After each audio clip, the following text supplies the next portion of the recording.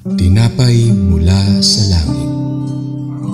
A daily morning devotion with CRC family.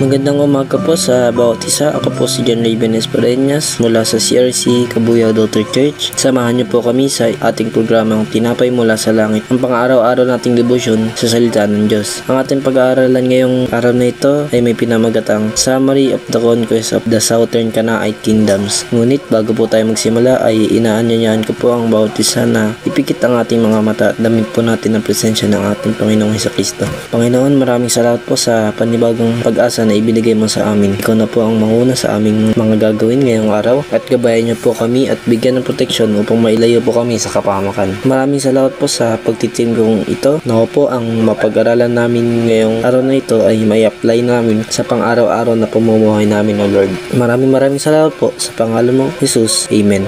Ngayon naman po ay babasa po tayo sa Josue 10 verse 40 to 43 na nakalagay ay sinakop nga ni Josue ang buong lupain ang kabululan sa silangan ang mga nasa paanan ng mga bundok sa kanluran, pati ang mga lupain sa katimugan. Natalo nila ang mga hari sa mga lugar na ito at nilipol ang lahat ng naninirahan doon at walang itinirang buhay ayon sa ipinag-utos ni Yahweh, ang Diyos ng Israel. 41. Sinakop ni Josue ang lahat ng lupain buhat sa Kades Barnea hanggang sa Gaza, pati ang nasasakupan ng Goshen hanggang sa Gibeon sa dakong Hilaga. 42. Sinakop niya ang lahat ng mga lupain at mga kahariang ito sa loob lamang ng isang tuloy-tuloy na pananalakay, sapagkat si Yahweh, ang Diyos ng Israel, ay kasama ng mga Israelita sa kanilang pakikipaglaban. 43. Pagkatapos bumalik si Josue at ang buong hukbo ng Israel sa kampo ng Gilgal. Sa atin pong panimula, makikita po natin sa Kabanata 10 ng Josue ay ang pananagumpay at pananakop ni Josue at mga Israelita laban sa kanilang mga kaaway dahil ibinigay na sila ng Diyos sa kanilang mga kamay. Pinangako ng Diyos na wala ni isa mang makakatalo sa kanila. Natunayan ito ng Diyos sa kanila kaya palagi nilang natatalo ang kanilang mga kalaban. Nagpapakita lamang na kapag ang Diyos ay kasama natin, wala makakapanaig sa atin. Sa mga talatang ito ng Josue 10:40 to 43 ay may mensahe po na nagtuturo at nagpapakita na dapat po tayong magtiwala sa kapangyarihan ng ating Diyos katulad ng ginawa ni Joshua na nagtagumpay siya at ang mga Israelita sa kanilang pananakop sa Southern Canaanite Kingdoms dahil nagtiwala po siya sa pangako ng Diyos at sinunod ang kanyang ipinag-uutos. Isa rin po ito sa nagpapahiwatig na ang pagsunod sa ating Panginoon at pagiging tapat sa Kanya ay may magandang kahihinatnan. Sa atin pong kasalukuyan, kung marami man po tayong problema at marami tayong iniisip sa buhay at kung may pinapagawa po ang Diyos sa atin, tayo po ay buong pusong magtiwala sa kakayahan at plano ng ating Panginoon sapagkat ang pagtitiwala sa Kanya ay isang daan patungo sa matagumpay na buhay.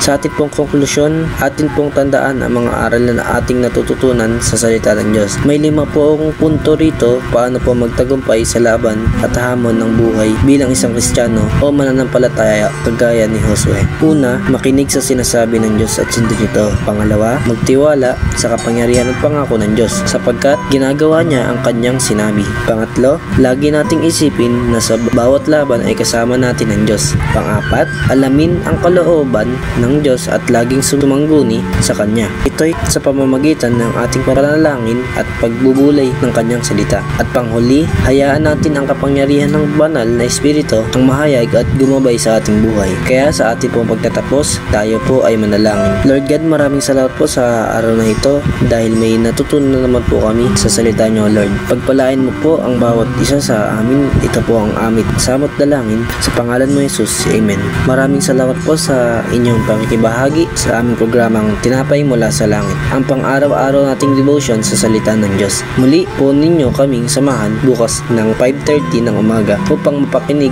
pa ng salita ng Diyos. Malaya po ninyo itong i-share sa inyong kapamilya o mga kaibigan upang marami pa ang makapakinig at mapagpala ng salita ng Diyos. Muli, maraming salamat po sa inyong lahat at magandang umaga po sa ating lahat. God bless us all.